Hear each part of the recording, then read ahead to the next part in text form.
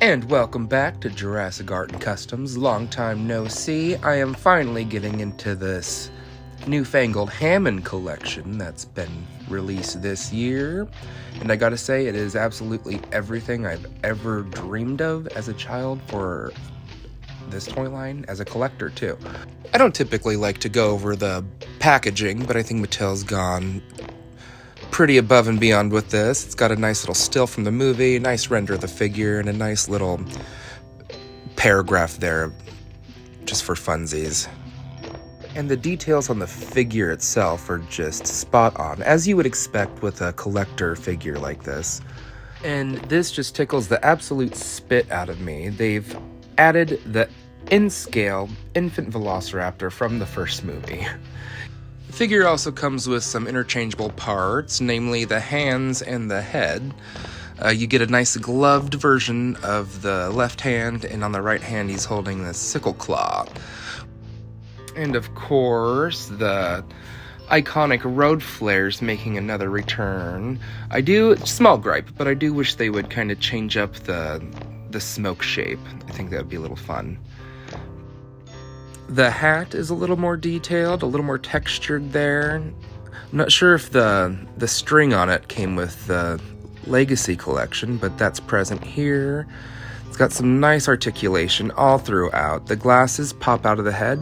I'm not gonna do that because I lost Ian's instantly the second I opened him up. But yeah, it's just a sort of a ball joint that you can pop the head off and on of, which does actually give me a little more playability as someone who customizes figures to kind of switch out outfits and kind of play with that a little now that I think of it. The hands actually have really good grip this time around. I've used a little silica gel ball as an example there. Don't play with those, kids. They're not good for you.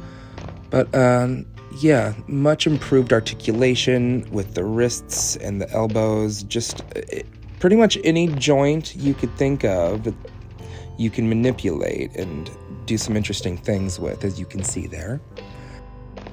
Which is really great for those of you who like to do stop motion and stuff. You can get a lot more range of posture and things of that nature.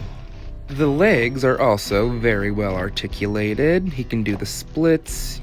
They've got an extra point of articulation there in the knees, so you can get them kneeling or get them crouching. There's another set of articulation in the ankles, so you can do just about any sort of pose that you could imagine with these new Hammond collection figures, and it's pretty neat. For someone who grew up in the 90s with the 5-point articulation figures, this is a treat for sure.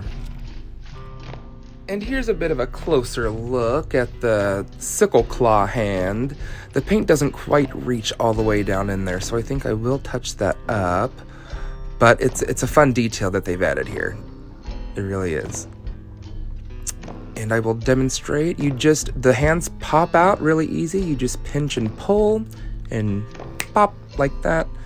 And you just slide the other one right in there.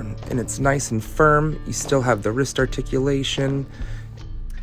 And now he's got his iconic claw, which I am just kicking myself over. I don't know if you guys are watching the figure films I'm doing, but it really could have used this in the last video to reenact that scene with this little turd here.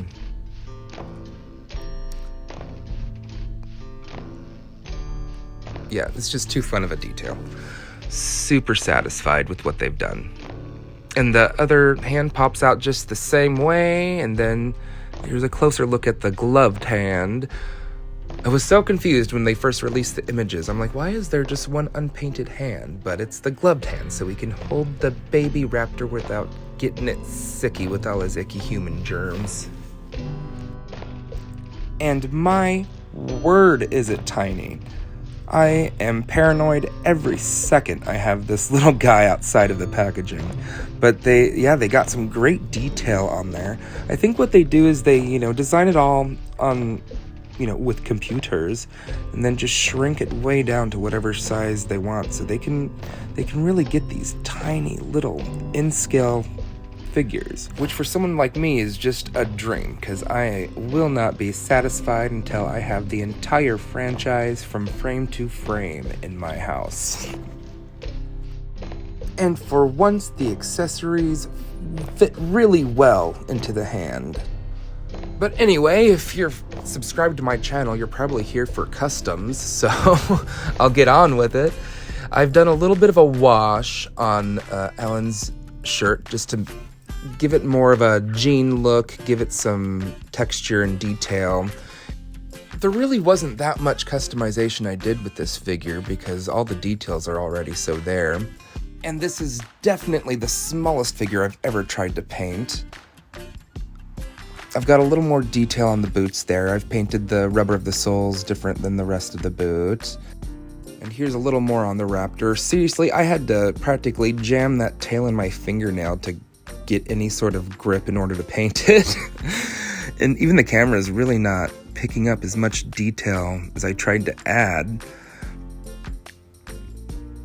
But yeah, I'm just trying to get that toasty coloration on that little guy. A bit of a closer gander at what I was talking about with the boots, and here is the finished raptor. I got eyes in there, nails. Alan's looking great. Just the small detail of the wash on the shirt has added so much more to it for me.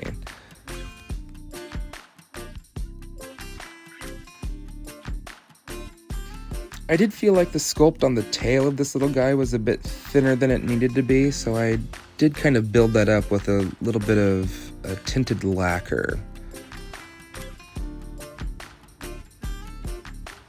Just slightly thickening up the tail there.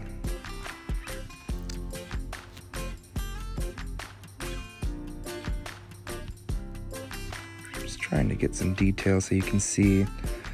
I didn't dare put a pupil on the eye, but I got a little of that green color in there. Did a little sort of a dark brown wash to really get the details and everything highlighted in there, because there's quite a lot of them. They got a lot into this figure. And with this, I will leave you. I hope you've all enjoyed this video. I hope it didn't run too long for you, and I hope you subscribe if you haven't already.